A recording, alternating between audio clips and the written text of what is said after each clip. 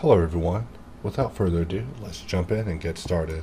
My keystrokes are already on screen so you can see exactly what I'm typing.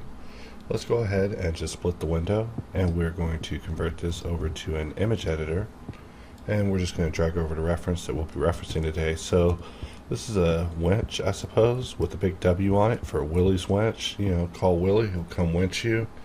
And let's have a little fun just modeling this piece. So I'm just going to Shift A, add a plane. And looking at it just from top view and orthographic, we are just going to scale it out and then grab this edge and snap the 3D cursor there. We can Shift A and add a circle and just scale that circle up until we get it looking about the way we want. For this particular round, I didn't do any sort of practicing or warming up, so we're just kind of jumping in things, just heavy. And from here, we'll just either sink or swim. So let's just grab this point, dissolve it up to a certain point. Still just kind of eyeballing everything, nothing really concrete here at this time. Let us not remove that point, and from here we could just press F. Let's try boolean it together with Control Alt Numpad plus, and let's try using exact instead of fast. And so now these pieces are completely manifold. We can tell because we can actually dissolve everything in between. We can grab both of these, press F in order to turn them into a unified face. However, we do have to delete the old faces. So now we have something kind of like this as our starting point. For this image, it's not particularly orthographic, but you know, let's reference it for a brief moment. Just have a little fun with it. So I'm just going to drag the image over to create an empty. Make sure not to drag it on the mesh, and we're just going to scale it around, just kind of mess with our proportions, just getting it a little more exact to what's at hand. So I'm really just scaling things in accordance to the circular area, but as we know, the circular area is definitely more circular than the image that we're trying to adhere to, but just having a little fun. We'll go ahead and jump into vertex snapping, which is my favorite way to do any sort of subdivision modeling. Just jumping into vertex snap and just letting it have its way. Whenever I'm pressing GG, sometimes you can hold Alt in order to just kind of extend from where something once was, and really that's about all that we need out of the reference image. So from here, we could probably eyeball it the rest of the way. Maybe a little bit more assistance could be needed, but let's just Shift A, add in our circle. And from here, we're just going to scale it down and grab all the points on this side, extrude it out as X0 in order to flatten it. And we can also grab every point from here to the other side and just X to delete it in order to simplify it to being just this. And then if we press Q and we use clean mesh under operations, the mesh is down even simpler. So just R90, R45, to get it about where we want. I'm still, like I said, just kind of brainstorming and thinking on the fly with this, so there's guaranteed to be some mistakes and regrets that come about as a result of our process, but just looking at it and kind of thinking on my feet, which is its own exercise and reward, especially if you're successful. It's just nice to know sometimes that you still got it, that you can just jump into a hot fire and come out with very minimal burn. So one thing about bevel is, because we're using subdivision, normally I would jump to about a 6 because I'm dealing with booleans, but because we're dealing with subdivision, I want to keep it somewhere low, like maybe around 3, because subdivision is just going to do all the work. It'll turn this simple geometry into arcs, and we could even keep it simpler, but I'm kind of cruel whenever it comes to subdivision. I'm sure there's people that are a lot friendlier when it comes to subdivision in this relationship with geometry, but for me, like I said, subdivision is a old enemy. So let's shift click knife, and we see that because we're using Blender 3, it's going to throw us an error. So that's just something I forgot about, but we should have the geometry still there. So let's actually undo. We'll bring it back, look at it from top view, and we'll just use Blender's knife project, which is tabbing into edit mode, selecting the geometry that you wish to knife with, and going under face and choosing intersect knife and changing it to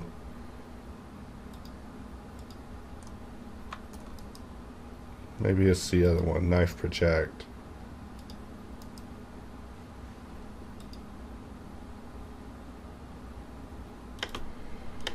Let's press spacebar and just search for knife project. Let's try it again.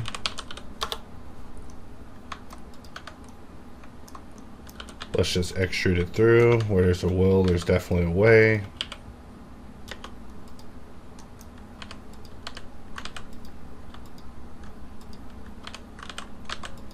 So I guess this mesh got merged into it, so slightly messier than I would have wanted, but we're just rolling with it, and it looks like we still can't cut through this mesh. So I'm going to Control C, or actually let's just save this as Topostudy Winch, and from here I'm just going to pop open Blender 2.93, which is currently more stable.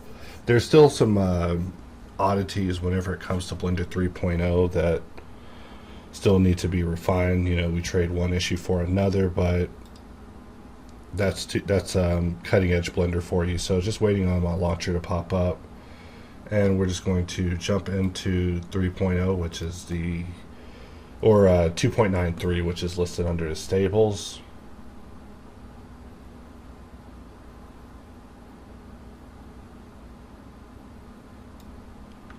And we snap that in and pop up our file,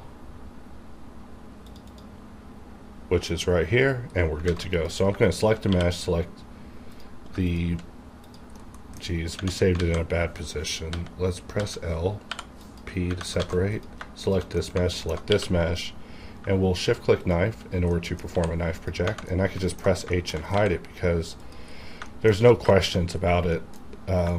You know, people report issues to us, and for these cases where it was previously working, they are a lot more of a conundrum as far as how we should go about resolving them, because while we could go about just patch the code, it does require a little bit more of an analytical approach to it, because changing things and then them changing back is definitely a big point of contention between us and Blender, and not really an issue, but definitely something we try to avoid. So it's easier for us to just keep an eye on things. So using mesh tools, we're going to click on offset edges, so we can offset this particular edge and keep it well rounded.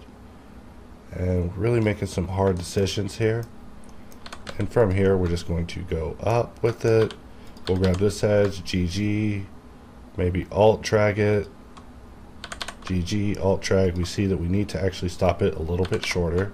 GG, alt drag, let's grab it, right click, and we will use offset again.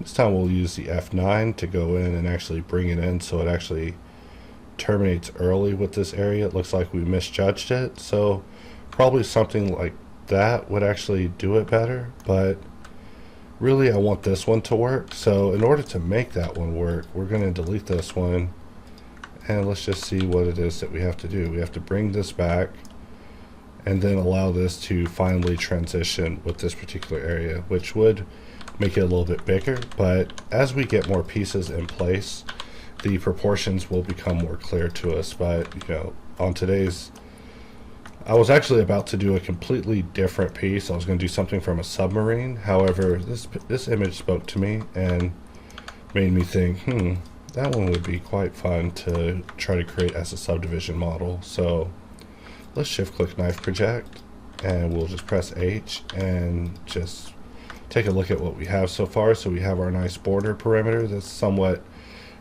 maintained. However, it could be maintained better. Let's right click and just choose offset edges, and we're just going to offset this one maybe out to here, just to see where we're looking, what we're looking like as far as being aligned to an edge properly, because according to this we are not aligned good at all.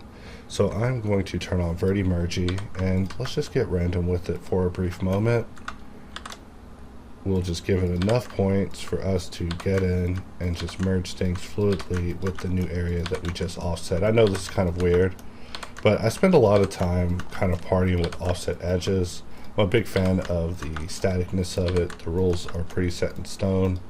I'm optimistic that, you know, nothing drastic changes with it. but it's a very good operator and definitely comes in handy for a multitude of modeling tasks. And when we look at what we were actually doing bad. You know, we want to snap to the edge on the outside. So if you caught that, good eye. But sometimes that happens. You'll be doing something weird and you'll forget what weird thing you were doing. But pretty mergy. Its use is just, it just keeps going. So let's just merge these. And so now we actually have something that's a little bit more even than what we were looking at previously, which was just not even at all. I'm going to press C and then cut all the way through this, and we'll go ahead and take that off as well. So now we're looking at something like this so far. We can grab this part, just bring it over, and really begin to contemplate how we're going to go about giving this thing depth. We could go ahead and bring this out, and using Boxcutter, we're just going to go ahead and just cut a knife box into this. Press B to bevel, and we only want to give it about 3 segments, and they look like they meet in the center. So let's just grab this, scale it out, and just cutting really nonchalantly, not really caring about anything, just having some fun. SX0, and you know, deep breaths, because this is the part where it begins to all come together, where either we have a lot of work and corrective work that needs to be done, which is what I'm thinking, or we are pretty good and on our way. I'm still kind of concerned about this area. I mean, if we merge it to there, it could be regrettable. So let us actually take it back just a little bit for this moment in time. And I'm going to select this shape, and we're going to press Q and solidify, but I'll press 2 in order to push it both ways. So maybe about something like that will suffice for this. And then from here, we can just apply geometry to mesh, grab these 2 pieces, extrude them out SZ in order to scale them up on the Z axis, and then we can extrude them out again and just scale them down. So maybe not the best solution for us solving something with a bevel or making it as rounded as we have in the image. In fact, if we were to press Q and sharpen, and we go in and we unmark these areas, we can actually see how subdivision treats us, which first we of course need a triangulate, because subdivision is not going to treat us very good at all. So once you have a triangulate in place, then subdivision will have a much better relationship whenever it comes to n-gons. Just a subdivision 101 thing to keep in mind is that subdivision will just fall apart whenever it comes to n-gons, but will definitely have a better tune to sing whenever it comes to n-gon, when it comes to triangles. So that's just something you should experiment with for yourself, but definitely an interesting curiosity in the realm of subdivision modeling that I've found. Or not me finding, just I find interesting, you know. So continuing on, we're just really just blocking in our shape, keeping things pretty simple. You know, we may also want to go in and undo any creasing that's happening there, which means we do want to bring this in order to crease it just right. And let's say we wanted this to be perfectly like a circle. It's not really necessary, but you know, the more stuff we have grounding ourselves to the reality that is this picture, the more of a successful result that we'll have. You know, as I look at the picture more and more, I see a lot of really intricate bevels and things like that happening on the surface, and it'll be real interesting to try to get those. However, when it comes to subdivision, there's always limits to what's possible, at least for me. You know, in case I never say it, I'm definitely no subdivision master, more like a topological connoisseur. So we're just moving it, just getting it to look almost one-to-one with our cylinder, even though that kind of stuff is probably impossible, but sometimes subdivision can impress me. So maybe there, and then S and Z, just to make sure that we're poking out on all sides. And just like that, we now have this a little bit more rounded. So kind of a random approach, but let me take this moment and remove my coat, for it is getting hot. And let's look at our image. Jeez.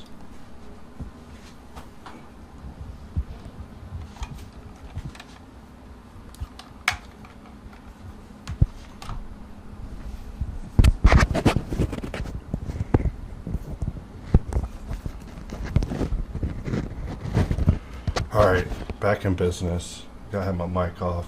I mean, I had my mic in the on the jacket I just took off, so things were about to get strange. So we're gonna grab this, bring it ahead a little bit. You know, every moment that I step away, I have a brief second to just kind of contemplate the shape and life and what I want to do with it and how we want to go about it. So we'll make a few changes. You know, I really want to keep this big part happening with the back, but we do also have a turn that happens in the shape right about here. So let's go ahead and start working on that. We also never want to see subdivision in edit mode. I don't know how many times I gotta tell Blender. Just kidding, but never subdivision in edit mode. So just making sure we still have our shape. For this particular area, let's just slide this vert away so that we can grab this and just bevel it with our 3 as we have been doing, even though we probably should just bevel it with 2. For this, let's press Ctrl T, Alt J, which should solve most of it except for this area which we have to solve manually, and then this area that's just a total mess now. So we could just turn both of these areas into quad junctions, which will let us proceed with our life. And so let me save this file while I press W to exit Boxcutter. And after making this selection, we're going to press Alt E and just extrude manifold, which is one of my favorite options with Blender. Sometimes it just works so great, like it does in this particular situation. Other times it just does not. But on those times when it works, those are the memories you want to cherish for the rest of your life. So let's press Q. And I was about to sharpen it, but we don't want to do that. Instead, we will just mark it manually to be sharp, and then we'll just deal with it as we continue on. So Alt V E in order to get the viewport just looking a little bit better, more defined with the shading. And let's begin talking about this particular area, because I do see that this line is not sharp, and we're probably going to need to use Boxcutter in order to force a flow in this particular area. Keep in mind that 3D box is significantly slower than 2D box, but it definitely has a nice purpose for cutting in these sort of shapes. So just one of those differences between the two knives that are employed inside of Boxcutter. So now from here, we're just going to press EX, and let's first extrude it to here. Let's extrude it to here. And I'm just going to just clear out these interior faces. Also exit Boxcutter. Always got to exit Boxcutter when I'm doing intimate selections, because we don't want it getting in the way doing Boxcutter things. And so now we've created this sort of shape in the surface, so we're able to kind of progress. So however we want to deal with this, either way, as long as we survive sub D, it'll be fine. Just kidding, but seriously, like surviving sub D is its own battle. So I've been getting a lot of users who have been sending me their results with surviving sub D, and you know, keep it up. Those are results I want to see. I want to hear about what you're up to, what you're doing. You know, not, hey, how would this workflow work out theoretically? You know, theoretically, get in there and find out, man. So we're just going to slide this geometry away to give some extra room to this particular area. And more than likely, we're going to be reworking this over and over. I mean, we could also bring it precisely to this edge, but we're also going to need to bring that back as well. And we could also possibly get in and crease it too. For example, we could crease to here, just getting something like that. Do the same thing, creasing to here using sharpen. So if in the control tilde, if you have apply crease set as your sharp option, then you'll be able to work pretty much the same way I am. Where as you're working, you're able to just kind of super mark things in order to just make them sharp. From here, I'm going to press Alt X in object mode, and we'll press D and change to bisect and modifier, and we're just going to split this in half, but we're going to send this mod all the way up to the top because it's important for what we're about to be doing. So this area is still in construction. As I look at the image, I can see how off I am. And every now and then during these videos, I have my phone assistant trying to talk to me when I'm really not trying to talk to her. I mean, at that moment, I do enjoy talking to her. Just don't make her too smart. I don't want her knowing too much about me when I'm talking to her, but you know, just enough to play my playlist, but nothing like happy birthday or how's your mother. Put the phone out the window at that point. So all this reworking that we're doing is probably not even necessary. I mean, in the end, this thing was being dictated by the flow that it had with this area. And it wasn't even necessary because this area probably has its own very specific rules. So let's just slide this geometry away just to relax it. GG, not G. GG. And with this one, also a GG going on. So now we have something like that going on. And let's continue on. So if I were to, you know, this bevels and then terminates, which I could just tell is going to be just so fun. And by fun, I mean terrible. So let us just slide this out. Just really evaluating how to get this wedge. I am thinking Alt-D. No, not Alt-D. Let's see, GG. But maybe we want to subdivide and actually hold some sort of credit with this edge while we slide away. And then we can try something like this, which I don't think is going to be it. Just really looking at the surface, trying to analyze what's going on there. So it's that this is a wedge that's going counter to this particular turn. So there's like a hard turn that happens inside of here. And all of this should be going pretty much in the same flow as that. I mean, I'm just thinking on my feet here. I could possibly be wrong. I'm trying to select this edge, but machine select is getting in my way. Every now and then machine select just gets in the way of my ability to alt select edges, and that's how I end up turning off machine select. It's just a anomaly, but I'm sure there's a logical explanation for it. So let's press GX, GY. I believe those are the correct axes. And let's just dissolve that edge to just bring it back to something linear. And I suppose first we should just aim for getting this particular turn going on. But to make it happen, we might, there I was, obsessed with a mesh again, sweating profusely. Let me turn on my fan. Alright. Got it a little cooler in here. I can't be having computers chase me out of my office area because of, you know, getting such a shape in would be such a pain. It's almost not even worth it to venture to try. However, I'm going to, of course, venture to try. Just because I gotta humor myself with Blender's capabilities. So I'm going to Alt-W, use a little bit of Boxcutter to cut something. And then we can just box select all of it and just bring that down. But we don't want to bring that down. We actually want to bring this down, but really just deciding on how much I want to mess up. So maybe something like that. Press B for box select. Wrong box. There's Boxcutter getting in the way. You know, when you're in the Boxcutter active tool, you should be meaning to do Boxcutter things. So when it comes for us repairing this area, it's more like which flow is more important, and I venture to guess it's this one, the original flow. And because our geometry is so simple, we can really get in here and get deforming with this particular area and not have to worry about it becoming too unacceptable. However, looking at this curve that's happening,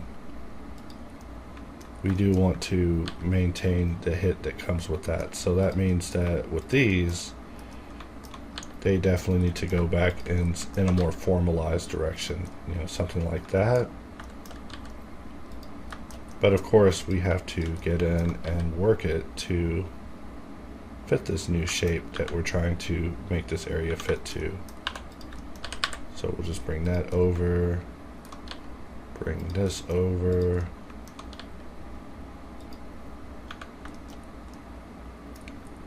to maybe something like that. Would do it about right. And let's take a look at this. Oh, resharp this, because whenever you're using sharp, sometimes you have to mark it a little logically in order to get things to work. And I'm looking at this, pondering, am I even going to attempt this big Willy W? And looking at the bevel up close, you know, am I even going to attempt that bevel? Answer is probably no. Such things would take up some pain. But let's try going for this formation that's happening on the sides, because that looks like it's its own special sort of pain. This edge appears to outlie a little bit. Maybe I was just hallucinating. You know, I was probably just being judgmental and jump to conclusions. So I'm thinking that we can build one area.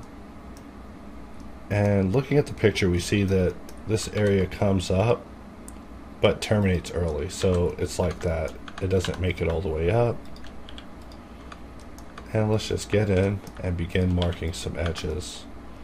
So far we got something like that. However, we are going to need like an inside line just to have some control whenever it comes to the edges. GZ, snap to here. SZ, GZ, snap to here. We'll grab these two, bring it in. Let's actually grab this one and reduce its smoothing just to see what we get. And we see that because of the flow guidance we're giving it, it's just not going to go in the direction that we want. But we can of course get in a force. We can get in and add it the way that we want to. So let's go ahead and do that. We're just going to Control B, just add a few loops, press J to jump over to the other side. Same with this area, just forming connections, lasting connections, lifelong bonds with our geometry in this area.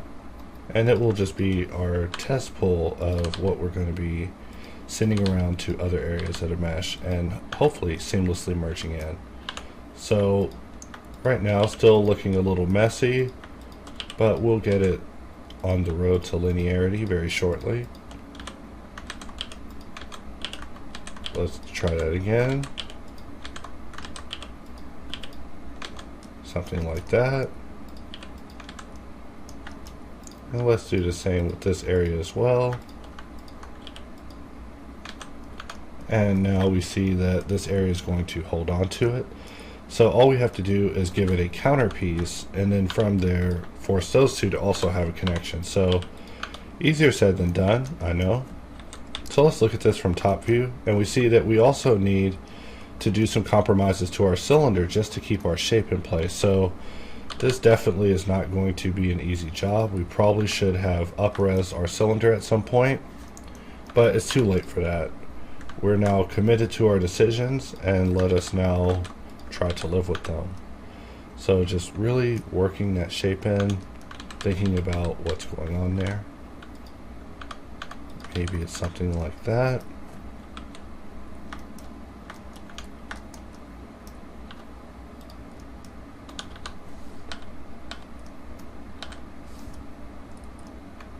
And let's think about where we want our 3D cursor at. So maybe from this point to this point, our 3D cursor would do best there. And all we're trying to do is just jump this over to the next point, which looks like it's about 4 over, so 5. And then we'll try to transplant it and then form a union in between and then transplant that. So we want to turn off verti-mergy, and let's just Shift D, use our 3D cursor, and just rotate this along to maybe something like that.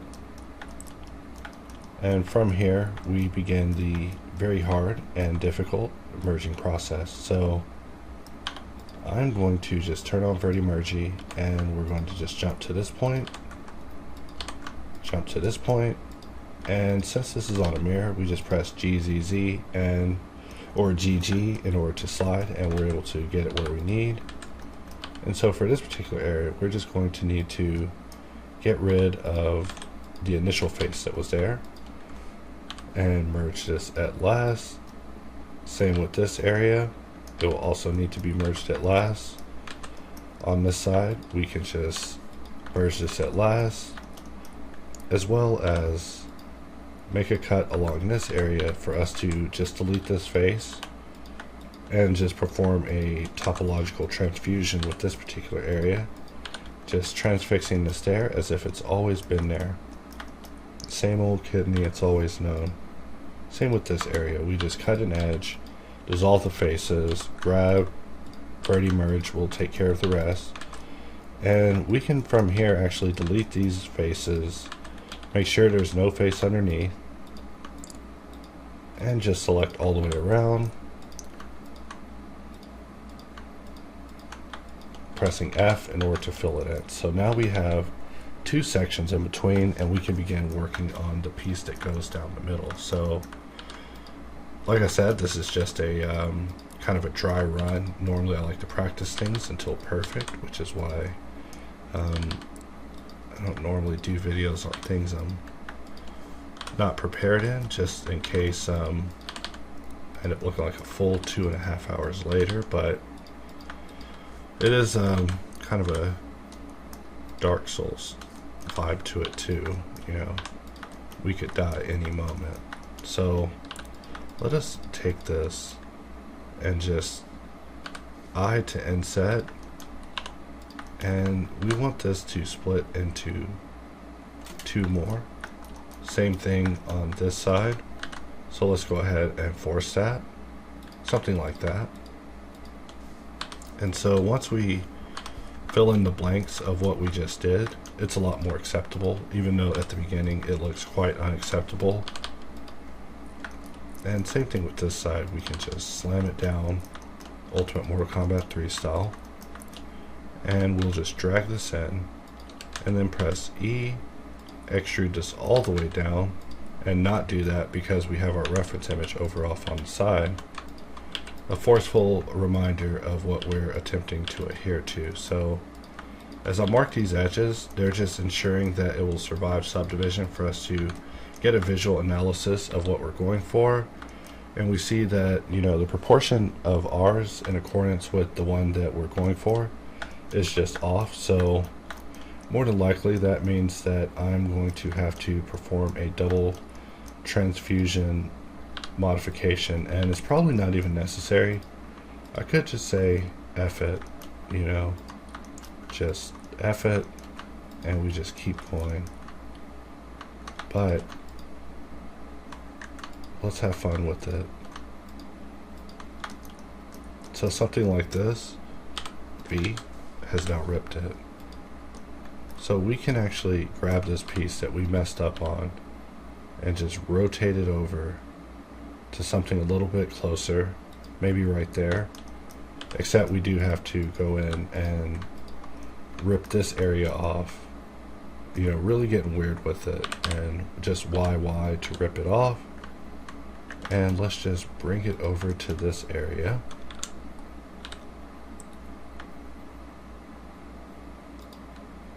I know, being oh so random with things today, but we're just having fun. So let's grab this piece again, RZ, let's try it again, RZ, and we just bring it absolutely too close, and let's just merge at last, at last, at last. We can just get rid of these loops, they're not even needed at this time. Merge at last, at last. Let's just go in. We could reshart, but it's just easier for us to manually get in and deal with this. And we were about to make a big mistake, weren't we? So we only have one mistake to deal with, and that mistake is this mistake. So let's press L to link it and hide it again, and we're just going to go in like sharks, remove what we don't need, and from here just get in and doing some mesh transfusing. So, you know, this isn't the most enjoyable part of a 3D process, but I can only just tell you that by having this as a skill, it'll definitely come in handy for the times where you will need it as a skill. I know, sounds sarcastic, but it's true.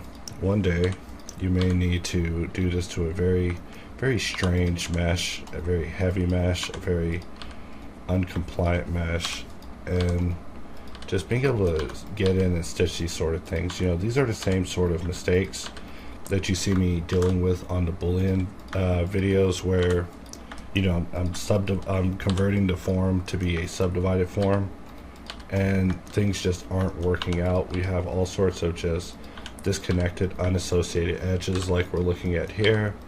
And so the only way to make sense of it all is basically the example I'm showing, where we just get into hard way, and he said hard. No, I'm kidding. But we just get in and just re-stitch it in there. And I mean, this is a circular formation that we're working, so it's definitely a lot more of a nuisance than what we're generally used to.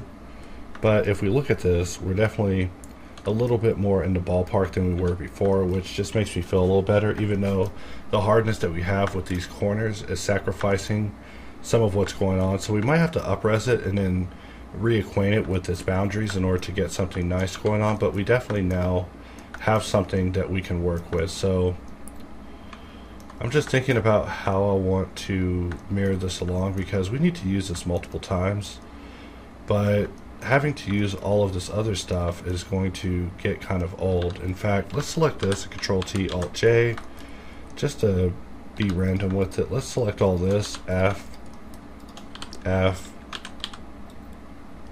F, just to simplify that back out, because that's not going to solve right. But let's continue on. We're now going to take this piece, rotate it around, and retransplant it. So you thought the last steps we did leading up to this were fun, and this is truly the meaning for me of geometry for breakfast. Like, I gotta get in and solve, well, not solve so much, but definitely experience some of these nightmares that users have so much fun with. So let's rotate it until it's perfectly on top.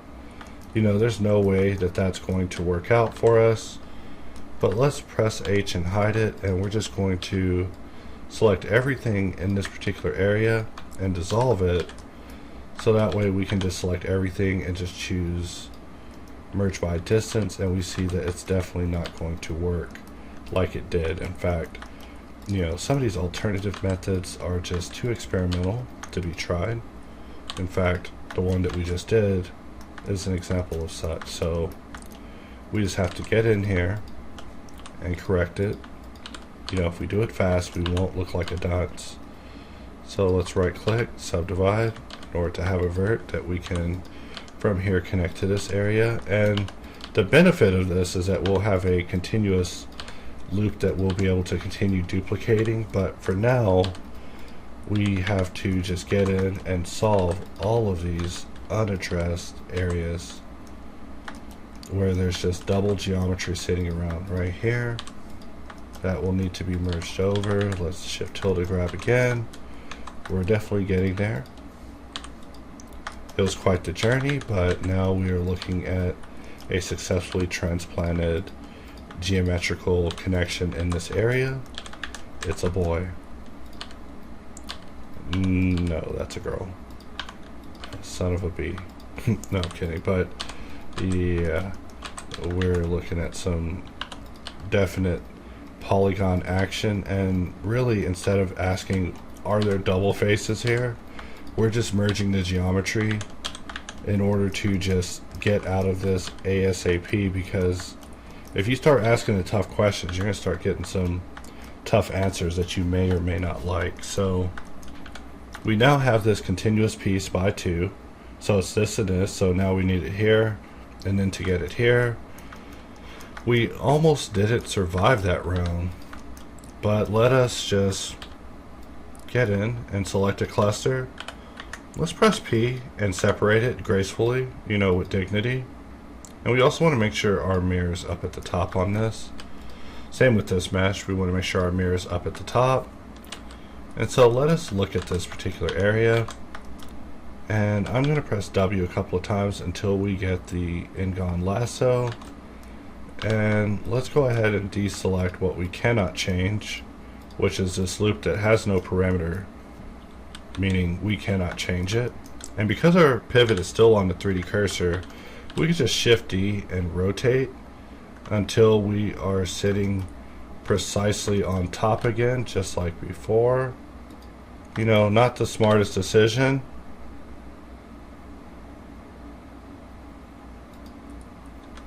Let's press 1, merge vertices by distance.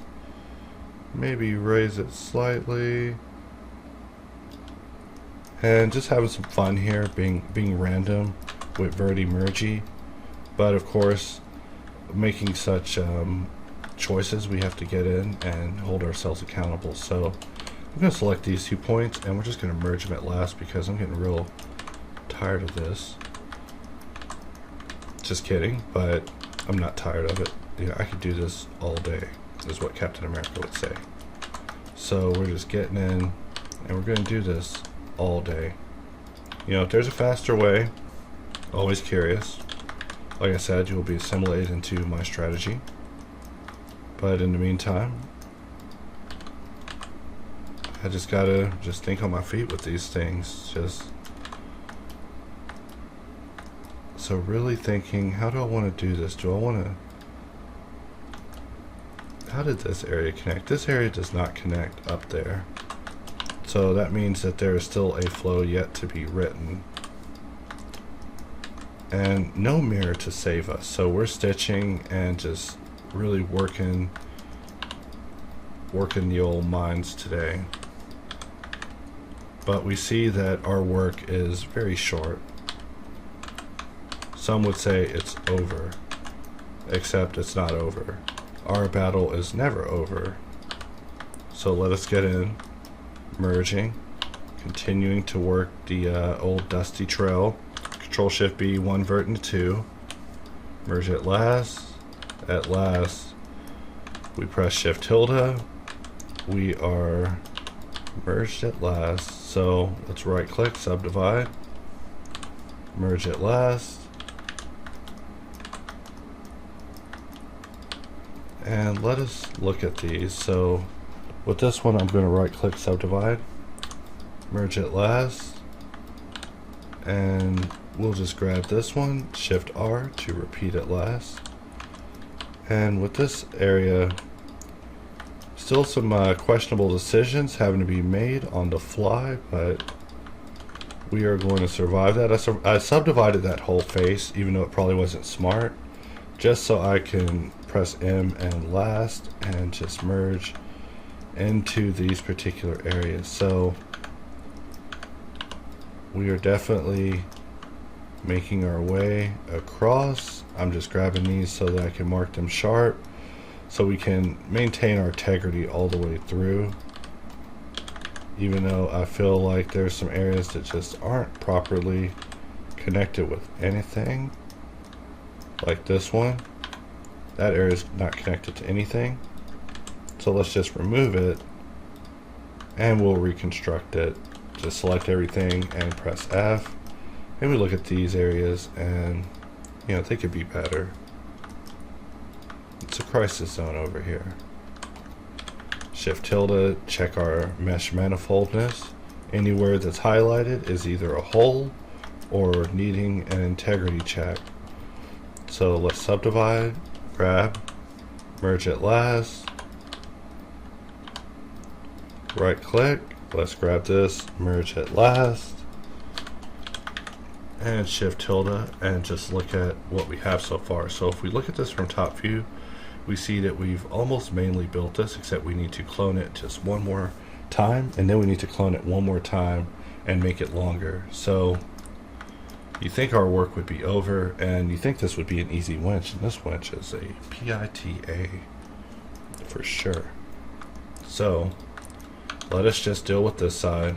Not going to be easy, let me tell you.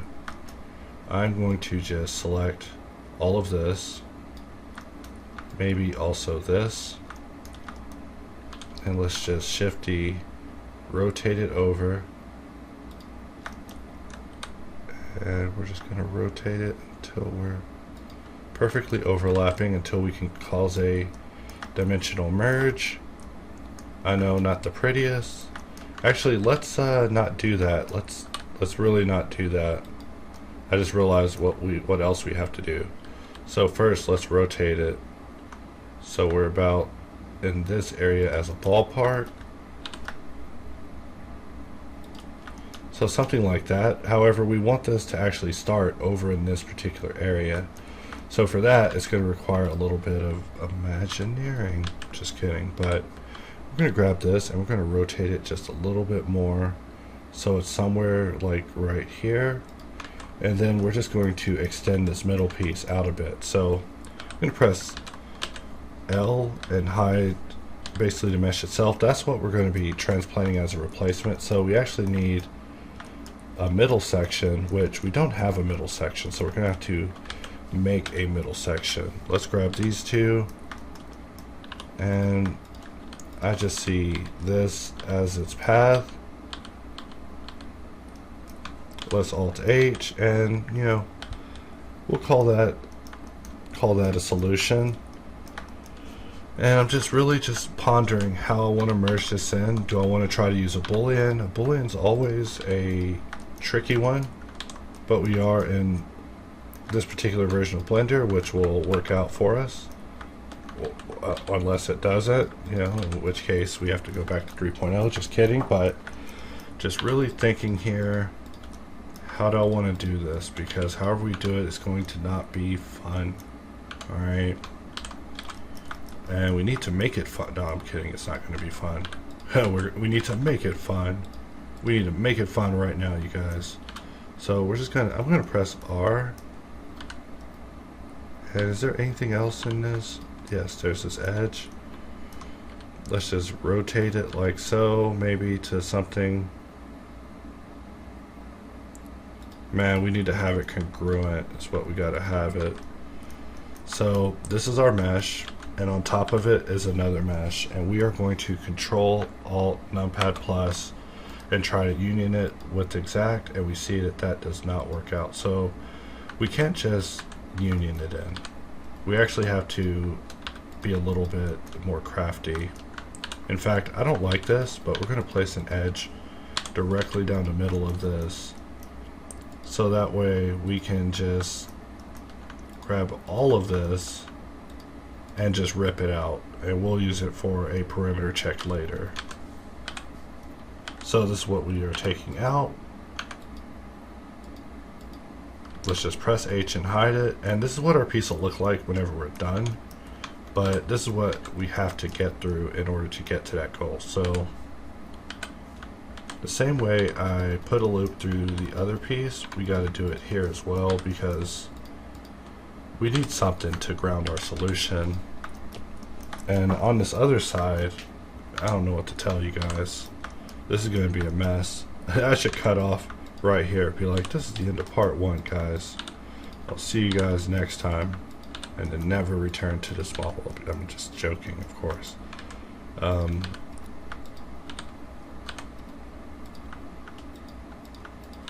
never run from a model. Unless it's requested. If it's requested and you're not my client, then yeah, I gotta run from it. There's all sorts of people out there taking requests. I'm not one of them. So let's continue on. And if there aren't people taking requests, then there's a market to be had there. There's sure a lot of people requesting stuff with me. So really just analyzing this, thinking about how we want to do this. So maybe we want to slide this over so we get something like that. Then merge it last. And so now it's just a matter of us making this area fit in. And so really there is no scenario in which this just fits. I mean, we could try Control Alt Plus, Control Alt Minus, and that appears to have done something. I mean, nothing really good, but it did something. So let's go on the inside and just get rid of any sort of interior face activity that's going to be a blemish on our record. So something like that. and we have to begin making some really hard decisions that are going to dictate the planes of our shape. So one of those decisions is, what do we want to do about this part where it terminates on the inside? I vote that first of all we create a junction point from here, and then we start just collapsing everything to those points. So 1, 2, 3, all merging at last. 1, 2, 3, also merging at last. 1, 2, 3, also merging at last. These two merge at last. So far so good. We want to make sure our normals are calculated correctly. And just like that, we have survived this difficult transfusion process. So this is probably one of my least favorite places to have to deal with anything, but let us just continue. So something like that. Let's control X, right click subdivide, merge it last, and same with these areas. Just let's see, are there any holes around here? Oh wow, we stitched it and we're done. It's a crazy feeling to just even see that we survived such an ordeal, because you know, sometimes I'm not always sure. Like, wow, we're really pushing the limits here, guys. Let's also place another one. J to make a connection. Same with this side. And we're just trying to help this hold. So it's more like that. Sometimes you can't see when your crease is unmarked, but you can definitely tell visually when your crease is unmarked because you can't see it. Alright, let's get back in there. So looking at this area, instead of copying and pasting solution, we are going to get intimate. So first we'll press I, pretty much big time I, and what we'll do is just put a loop here and just grab all the way from one side to the other, press Y and X, and use unfizznuck from Mesh Machine in order to basically fix that area.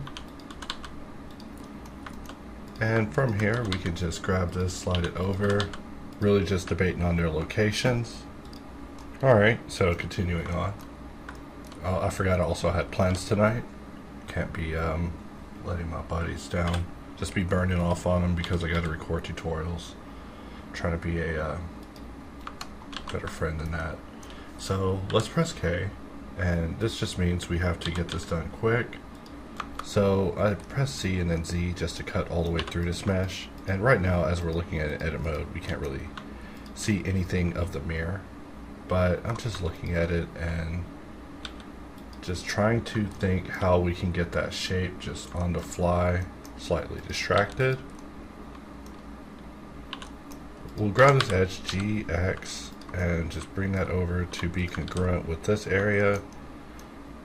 And I suppose we can just grab all of this that we've created, except for that, extrude it down to the mirror point, which the mirror isn't on, but it'll at least stop us from going through it, and also stop us from leaving it once we have hit it,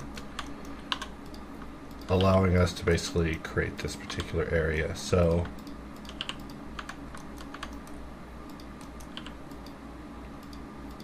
let's do the same with this area, just really reinforcing some of these areas just to ensure that they hold their integrity. And we need to keep this at the same count as the other side, and also with the same amount of width.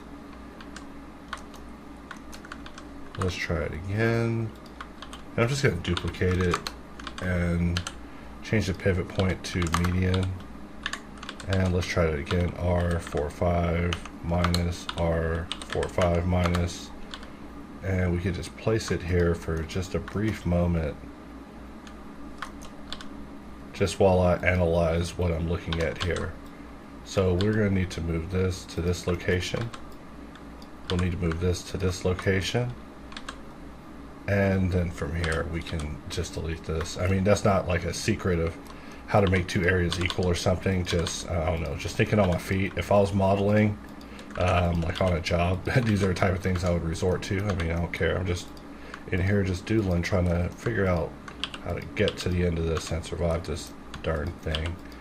So, and every job always teaches me something, just something new I'll carry with me for the rest of my life, whether it's never retopo a chain or something. So looking at this piece, this one's really interesting. I'm still debating on the level of detail I should get into when attempting to make this thing, but this thing is such a pain. RX90, let's move this over and we'll scale it down and bring this out.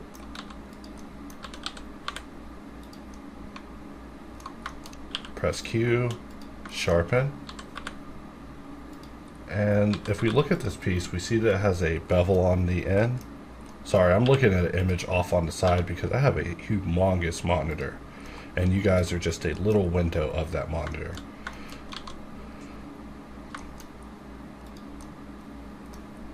And so I have an image off to the side and the image that's off in front of us right now. So now we got to get this piece because that's painful too, right?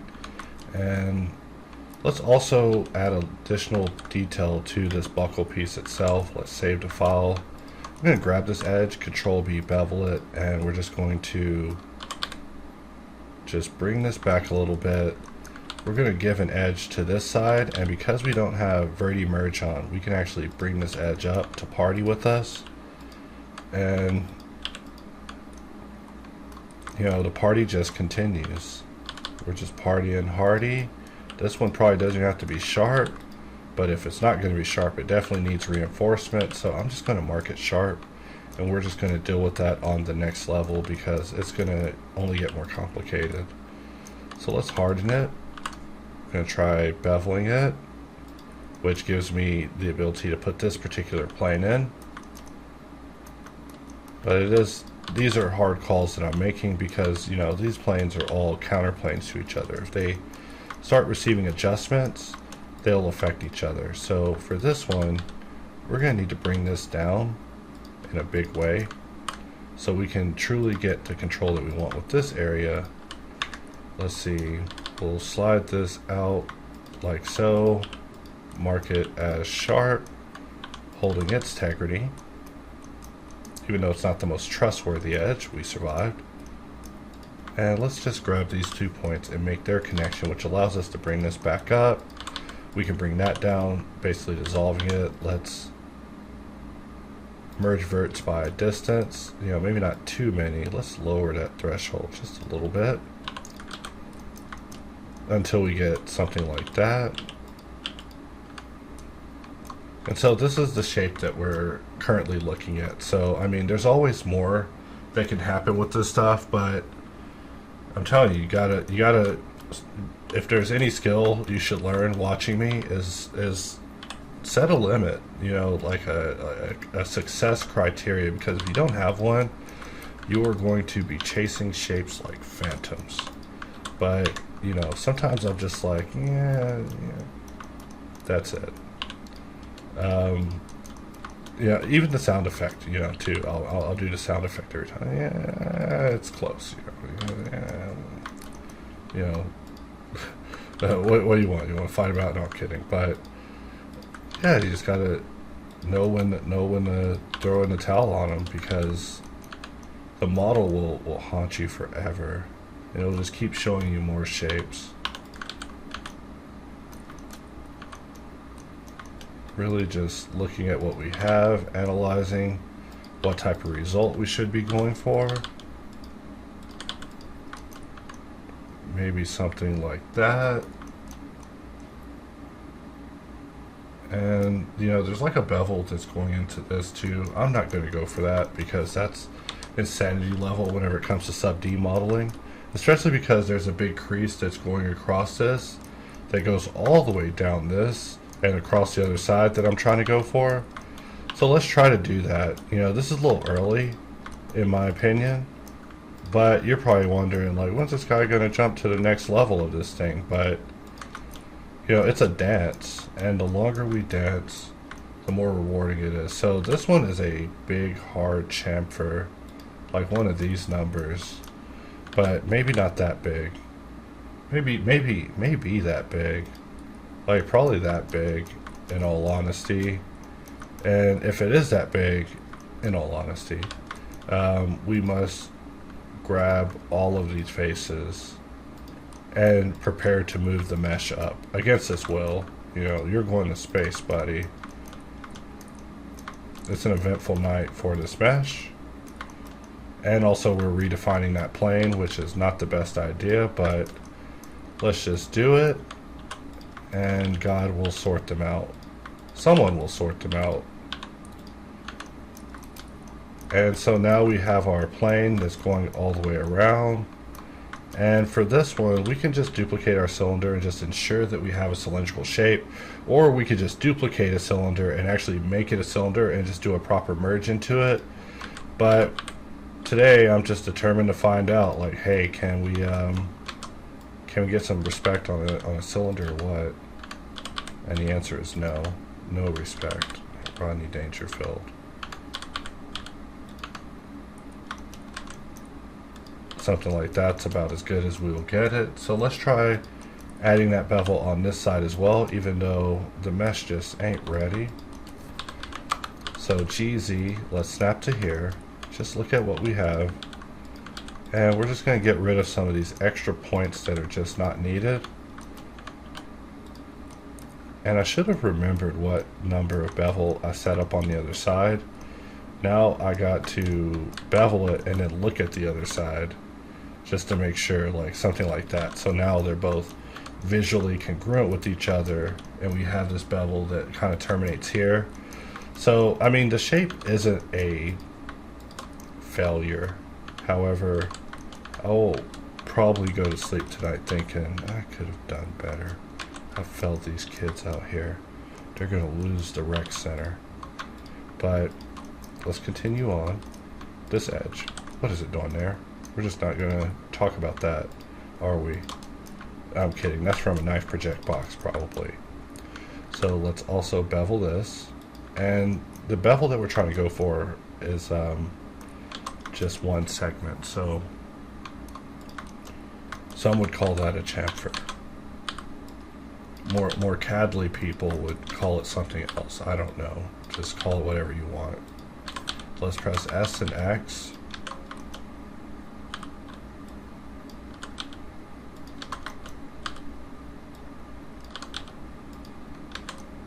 And just looking at our result, if we manipulate it too much, we'll lose a degree of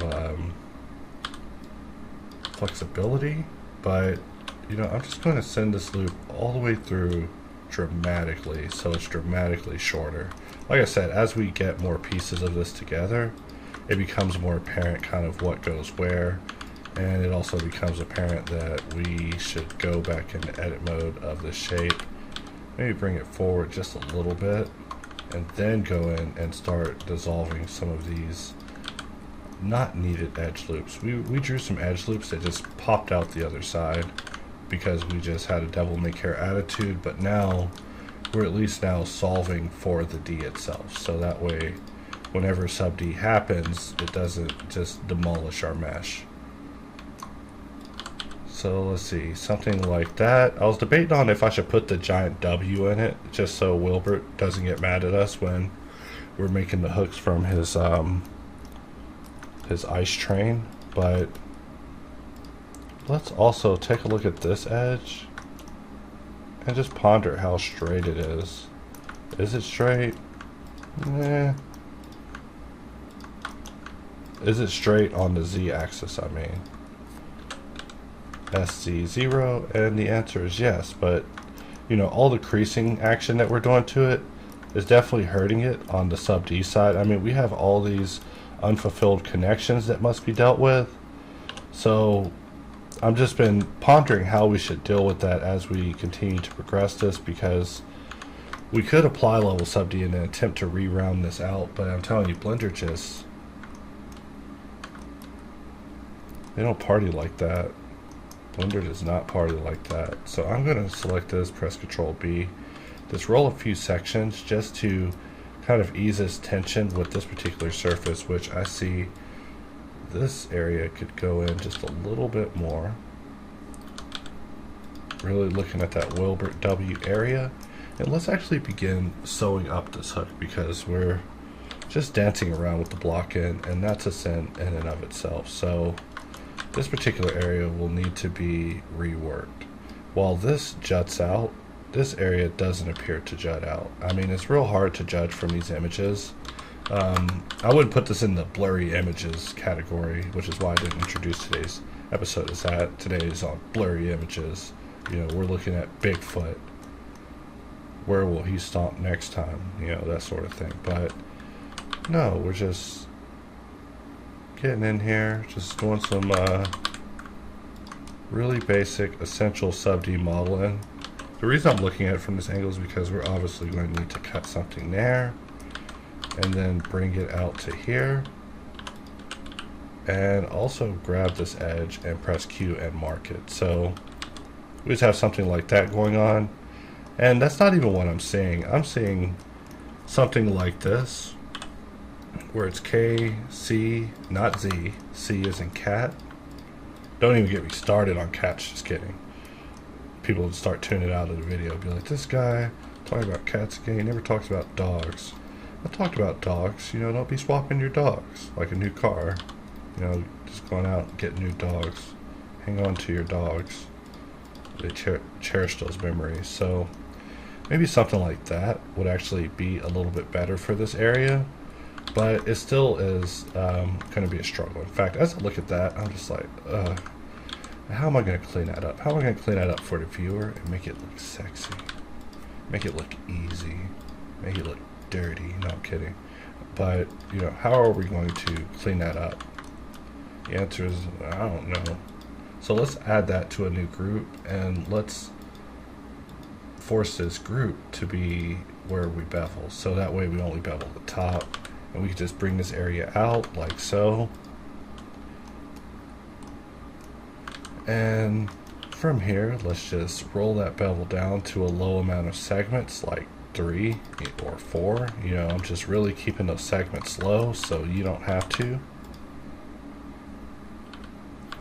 And let's just extrude this out. Obviously it looks a little bit like that, and like that,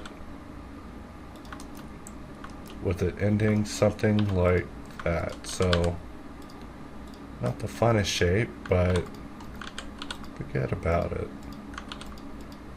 So SY0, and we're just going to press X and delete this point, and my guess is going to be coming over. Little does he know I'm going to force him to play Resident Evil 6, even though it came out like 50 years ago. He's going to be like, what the hell, man? Like, yeah, bruh, I'm trying to go for that world record for 20 years. So with this, I'm going to Control A, Visual Geometry to Mesh, and we're going to Alt X and just choose Bisect Mod in order to put a bisect mod on this piece and bisect it according to this piece, which is really strange, I know, but we got that functionality whenever it comes to bisect. We got to bisect, and there's not a lot of opportunities I get to talk about it, but here we're looking at one right now,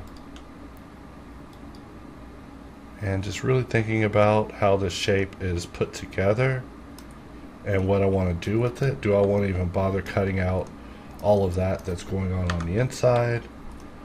The answer is yes. Let's just draw a box, press spacebar. It's going to put our boolean above the mirror, which is annoying, but let's just bring it back, and we're just going to place it maybe here, and I'm just going to apply to mirror, apply to boolean, Alt X, select both meshes, and just remirror this above that again. So we still have the origin of the first object, we just have it set to the second one. Let's just press M, merge it last, GX to here, GY to here, Q sharpen to mark it all, and so far so good. You know, we're choking a little, but more like choking up with excitement from the fact we're about to be done with this, I'm going to just grab all of these pieces, and as I look at this, I'm continuing to just contemplate what sort of shape it could be. I never look at shapes of what it is in its entirety. I'm always looking at just portional images. Sometimes I model stuff from images that aren't even supposed to be modeled, just to see if I can get better at it. Not if I can, or because I can. I definitely can't, as you're seeing here. It's always a struggle, and so just making choices, hard choices, and just choosing which of my favorite shapes exist on this that are worth preserving will be enough to convey to the viewer, like, oh man, you went for that shape.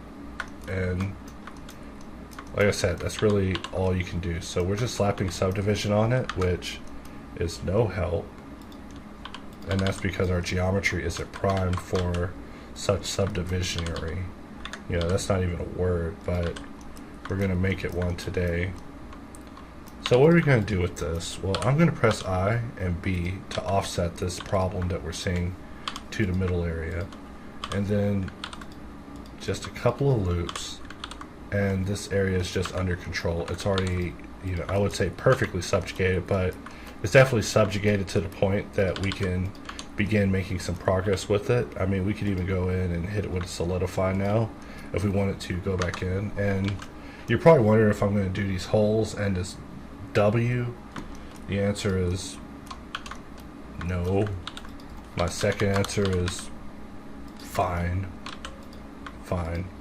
So I want to put dots in this area, but the surface is not really supportive of it. It's not supportive of my lifestyle choices when it comes to getting this done. So let's change our snapping to face and align rotation target. We're just going to press G, Y, and now we're oriented to that surface. So let's just G, Z, Z, and just check it, and we're just going to place a few loops in. So 3 loops, and let's just select our cherry red tomatoes, right click and nothing, press Q and circle, and we see that we need to apply our scale, because otherwise circle will not come in the way that you want it to. And we're keeping it simple, something like that. And so let's extrude, and we'll just type in poke, and then we'll type in Alt J and just raise up the shape angle, which should have worked, but it did not work. So instead we are going to just do that manually. In fact, we'll just do every other one, because we're just getting them started, because we tried to Alt J it before, but the auto calculation did not work. So that's why you can't just make tools out of Control T and Alt J, by the way.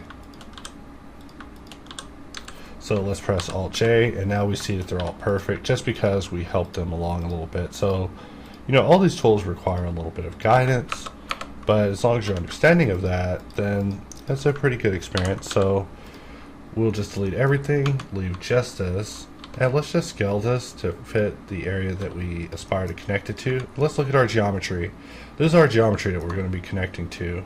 Is it ready? Is this geometry ready for what you're about to bring it, brother, in the Octagon this Sunday? Probably not. So sorry, had to get all wrestling there for a moment. And let's just bring them together, Control J, and now let's just bring these in. And we still have a solidify on here too, so things are just going to get weird. Things are going to get so weird. So let's just bring this in, Control Alt Numpad plus, or Control Alt Numpad plus, so we get something like that. Let's change it to exact, which fares a little bit worse. Let's change it between, and we see that just neither of these work out. So why did they not work out? Is it because there's no faces on them?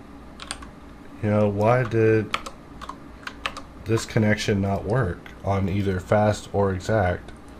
These are the questions that I will forever be pondering. But while you're pondering those, let's just move along with our lives. So first things first, rebisect, even though it shows the wrong mesh whenever we do that. We still know what we want, and even though this is a pretty big disaster, it's not so bad. They're just going to be a little off, a little weird. I imagine you guys won't crucify me with downvotes. Just kidding, you will. You know, this mistake could mark the end of my Blender career. Just kidding. Let's grab these and perform a merge to this area. So now we have something like that. And let's just close all this up. This area is going to require an additional loop of boundaries. So let's just use knife for that. But because this reference image is taking up half my darn screen, we have to just get in and actually do it like so.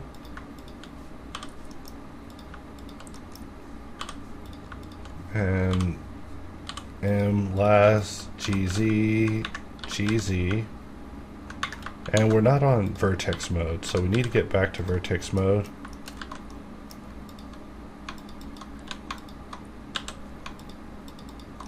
Let's see, alt clicking edges and machine select still getting in my way.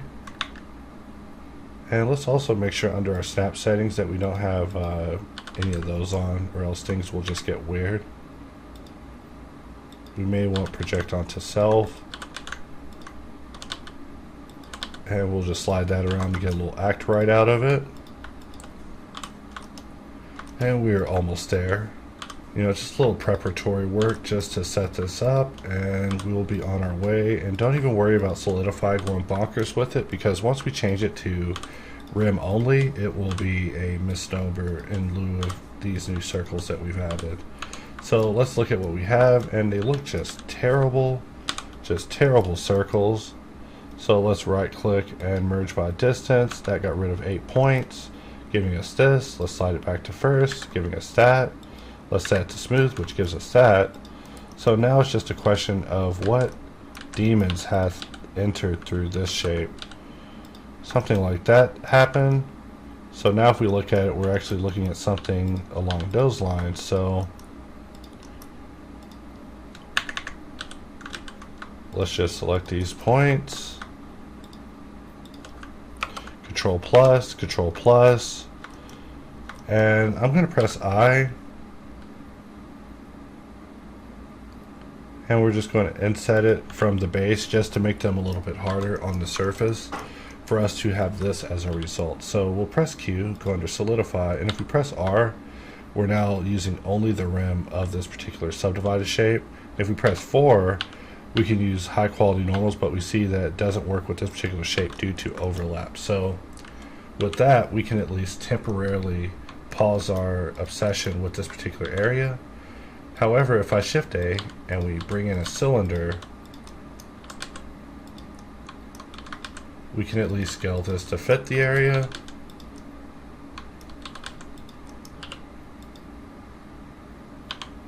And just get the bevel to something reasonable.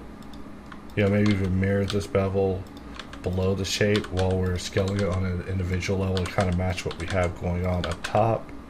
Which, another thing I also see up top is that we want to probably, you know, clip just the top of it off so we get something like that. And then we could also hit it with the star, where we just go under star and Boxcutter and change it to 1, 2, 3, 4, 5, 6. And just jumping off of this dot, we can just create that shape. So right now, star doesn't look very much like that shape, but we can get in and adjust the factor until it looks exactly like the shape we want it to be. So by setting it to 1, we get that, but setting it to something like 0.87 will get us something like this, which we don't even need to use star for that. We could just use polygon, and polygon will just give us that shape just inside of the circle. So just like that, we've created our shape. So let's just scale it down, bring it in, and we want to find our plane that specifies how small this is, and something like that to just help us continue with our hook. This thing turned out to be quite the daunting part, but we're not done yet.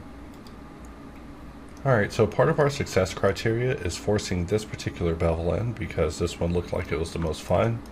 So let's give it a try. I'm going to, first of all, break the connection that connects all of this, and we are just going to control grab this particular edge, and of course we are going to bevel it simple, but we are going to just maybe give it 3 segments, something like that, and just look at what our result is. So starting out, we're looking at something like that. Maybe we want to bevel it just a little bit bigger because we just can't help ourselves.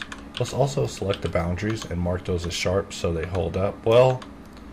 And that means that this edge has granted us just a little bit of versatility. Let's go in local mode and just really party with this area for just a moment. So merge it last.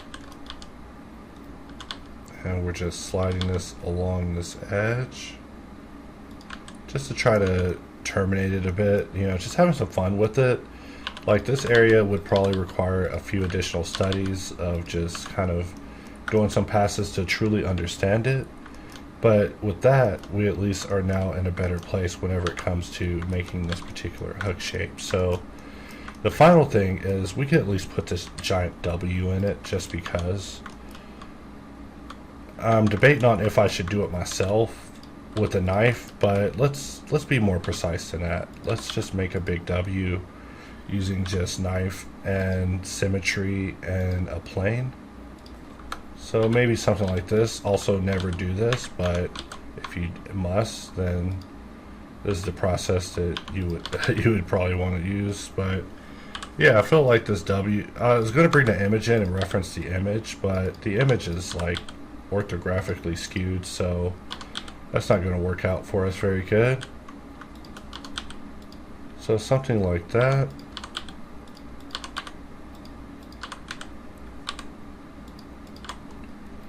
Let's grab these two and scale it in. Just create another, maybe something like that will work out for us. A W for workout for us. But I do want to bring that down and bring this up, which as you know. So let's just place this. And this, it's way too early for us to be getting so intimate with our surface, but that is the W that we will be branding on. If we put it in at this point, when we apply our subdivision, we'll be using a heavier amount of subdivision. So I'm going to save this as a iteration 1, so that way if we have to return back to it, we still can.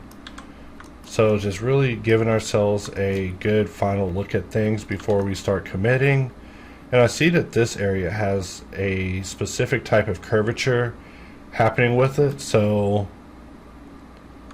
that means that we are going to have to raise it all the way around this, or make an artistic decision to terminate where this goes down short, which it almost feels like it ends about here and then it goes around being flat. It's, like I said, it's a hard read with just one image, but we will comply. So maybe something like that. And let's just see how our little cylinder's holding up. Holding up quite terribly, but we'll just come back for that. So I'm just going to save the image. Let us duplicate this, hide it, and just start thinking about this in terms of what it will be like to convert this into a full-on subdivision mesh. So if I press K and we cut all the way through, we can get something like this.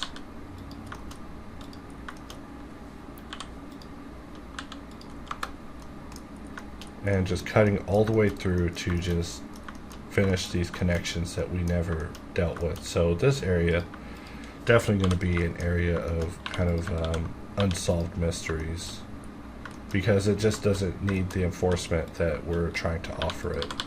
So we could actually just reduce this. Of course, whenever you merge geometry, you want to go in and remark it, but now we have this big redirect happening that just maintains that area. And so if we look at the rest of our flow, this flow is good, that flow is good. The flow that's happening from here is it's a story yet to be written. You know, I wouldn't call it bad. I would just say it's got no story. You know, Ngons to me are just hold the phone. You know, and if you know me and phones, I'll hold the phone all day. Hold all my calls until I die. Just thinking about how we want to finish this area up. We'll just add a loop here. Place one here as well.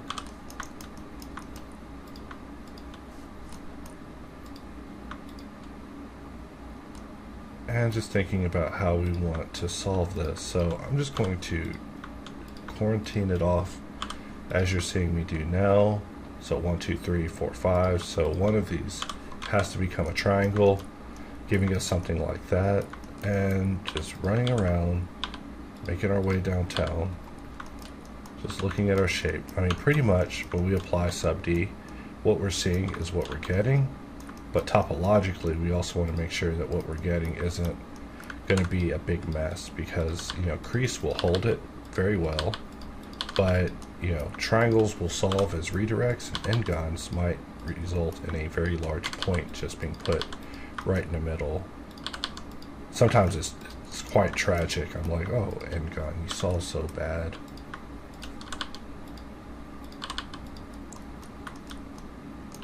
So this loop is now redundant because we just don't have anywhere to put it.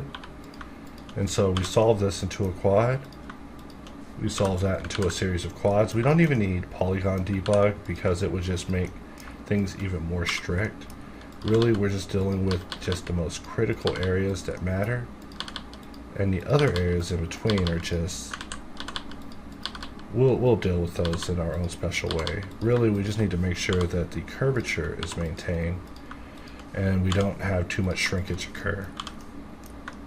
But I feel that success is close. We are close to a successful resolution, even though we are having to do so much forcing of our geometry to get it to keep this particular form going all the way around, which, if we check our boundaries, we see that we don't have any holes in the mesh.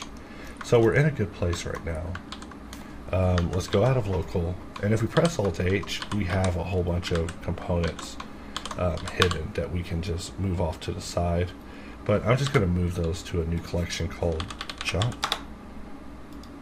And we can just go back to layer 1, we'll duplicate this piece, move it also to Junk, just so we have it. I'm always paranoid about this because this is a really destructive way to work, but sometimes it's required.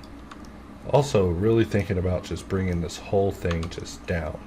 You know, really dramatic decision, but looking at how thick theirs is compared to how thick mine is, we could just select all of this geo on the other side, maybe even part of what's connected to union that, and go under add modifier and just place a lattice. And so with this lattice, let's just bring it down, and we want our lattice to be above it all, and we want our mirror to be above all of that. So, or we want our mirror to be second after the lattice. So we're just bringing this in, just looking at our image, thinking about, you know, how big do we want our button to be, and looking at the ends. So I'm thinking maybe something like that. That might be a little dramatic, but let us go in and begin removing some of these extra edges, and then we can judge what's extra. So this area definitely needs something extra. We took away its bones, so now we have something like that, which is Crazy Town. I think it's the lattice. The lattice got more of a V group on the side than we wanted. But let's see what happens when we turn it off. We turn it off, it's back to normal. So let's select this lattice V group and examine it. Select. With the other side we got that. With this one we got this. And maybe it's tolerable. Maybe we can tolerate that, and that becomes our new buckle. However, with the end, I just contemplate if we can have a more streamlined solution for it. In fact, maybe there's a medium between having the lattice fully dictated and us having some control like that. We could just apply the lattice at that point, which gives us a somewhat unusual result, but because we are still in an unapplied state, we can still bring it back to reality and get things back under control, even though we are starting to lose a little bit of the plot because of the way that lattice is when it comes to solving such areas. But we are still just having fun here, even though you're probably not having as much fun as me.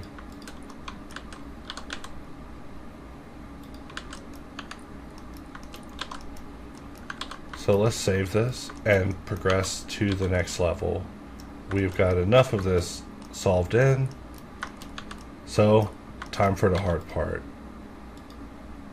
We will just apply one level of subdivision, but let's also apply the mirror and then apply our level of subdivision, then Alt-X and use a bisect mod to bring it back to the bottom. So now we have a higher level of geometry happening with our mesh. And so I'm just going to jump into full screen with this, and we're just going to discuss some of our topological results. For example, this area got a little tense, but one of my favorite things about 2.8 compared to 2.79 is 2.79 actually used to remove some of the mesh information, and I see that 2.8 is a lot better at keeping some of it whenever you apply a subdivision. So I'm definitely a big fan of that. If we look at the rest of this, we see that everything is now all quads. Like, we've basically hacked this into being an all quad shape.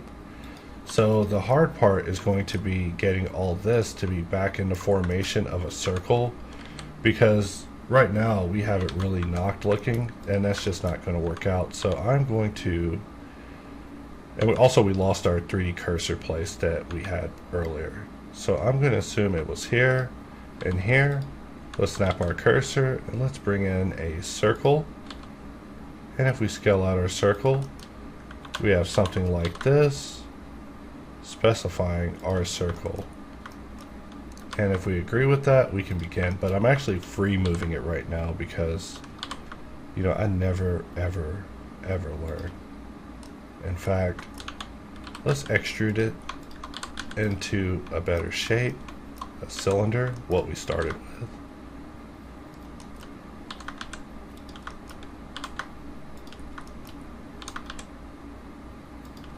Maybe something like that. We're just looking to see how much poking through we're experiencing. So maybe smooth it out. And let us just test the limits of our sanity. I'm going to select this whole strip of geometry. And regrettably, we're going to mark it to a new group. We are going to bring back the piece that we lost, which is this one. And let's go back into local, and we're just going to select this piece, and just do a shrink wrap. And we see that the shrink wrap is a little messy, so let's go under the shrink wrap settings, and we want to target, what is this shape called? This shape is called Circle 001, the most imaginative name ever. And that's already set too, so let's just set our correct V group. Let's hide this shape and just really look at what we received here. So we can just move this around freely to dictate where the circle part of the shape is. However, I really feel that we need our original place back, so I'm going to just jump to the junk layer where we have all of our duplicates at, and I'm going to interpret this area and this area to be the center of our circle. If we press C and we just roll up the circle select, we can see that we're pretty much there. So let's go back to layer 1, Shift S, snap selection to cursor, and now we see that it's definitely behaving a little bit better, but we don't want to dwell on this too long. So let's get out and just look at what we're getting. So all of this is being affected. This area probably doesn't need to be in that vertex group. In fact, we could just remove it from all vertex groups just because, and now we actually have this outer piece adhering better to being a cylinder. So let's go in and actually just toggle off shrink wrap, and we see what it looked like before versus after. So sometimes some creative use of shrink wrap can come through. I definitely wouldn't want to have to get in and topologically solve that. So let's just apply that and send our mirror back up to the top. So to conclude this video for today, I'm just going to unmark everything from being everything marked from being sharp. And you know, before we actually give it subdivision, we probably want to get in and actually slide a few of our edges to crease the areas that matter. And we see that there are a few areas where we probably could have defined more of a flow, like here. If we defined our flow better, we'd be able to bring this up to meet this area. But instead we have all these negative redirects happening. That is what happens when you just apply subdivision without actually having your geometry solved. So all these areas were just an unsolved situation of us being basically grateful that we survived the first merger process. So that means that we have to get in and actually be creative with how we reinforce this, because we can still survive and make this subdivide into something that's somewhat acceptable, but it is going to require that we do a little bit of last minute negotiation. So just sliding pieces in, now knowing that I also need to reinforce the bottoms of all this. So we're just working to and from, surviving this level of subdivision that we've applied. And every time you see the loops just get wonky with the loop add, that's just areas that I needed to solve better topologically before they apply, and I just didn't. So we've unlocked a slight nightmare universe, but we can always go back to the previous step, solve it better, and then reapply that level of sub D in order to get something a little bit more acceptable. But the crazy thing is that when we slap this with another layer of sub D, it'll look fine. So let's right click and subdivide, and we're just going to add a loop here, and this is all a nightmare. So I don't even want to dwell on what possibly is happening. Maybe something like that, which can solve something like that, and we could just dissolve these two edges. And with this loop, I just ponder if there's a better way to deal with that than to have it sinking in the mesh the way that we are currently looking at it, because you just can't, I personally just can't look at a mesh catastrophe and just let it live. I have to be a forensic investigator. I have to get in there and attempt to understand who did this. You know, was it Hush, or was it Jason Todd again for the 500th time DC? Just kidding, it's always Jason Todd. So from here, we also want to look at the crease that we have happening here, and let's just slide in our loops. And one of our loops came in very strangely, which means that there is a area redirect that just did not work out, and we see it here. So let's just crease this area up by sliding more loops. We see that we probably could have solved this even better than what we're looking at, because what I'm looking at is just not completely topologically sound. However, if we jump over to subdivision, we can let subdivision be the dictator of whether or not we succeeded. So once we turn off subdivision display for edit mode, we can also see what we're looking at as a before and after. So let's just give this area reinforcement, because that's just the name of our game, isn't it? And the other name of our game is our flow, no matter what. F your flow. It's all about my flow that I want happening on this geometry. And we will consolidate as much geometry as needed to get that flow. So for this, we're just going to guide it off with a try, because after all, it is just a flat surface. And really showing why you want to refine that geometry before you get in and just do your hard applying, because just applying with willy-nilly without any sort of inspection will definitely lead to you having some questionable results, like what I'm looking at right this second. For example, this loop just doesn't even need to exist. I mean, we can actually get rid of that loop all the way across on both sides just to keep that nice and rounded, and to keep that area nice and rounded. And just like I said, we would turn this area would turn into a redirect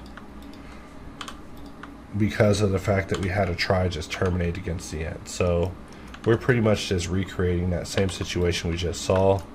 We could always slide this loop in just to harden that, but since it's so incomplete, there's no use even bothering. But if we get out and we look at the wireframe, we're basically looking at the subdivided wireframe result of what happened when we apply it, but with that, we've now modeled this hook.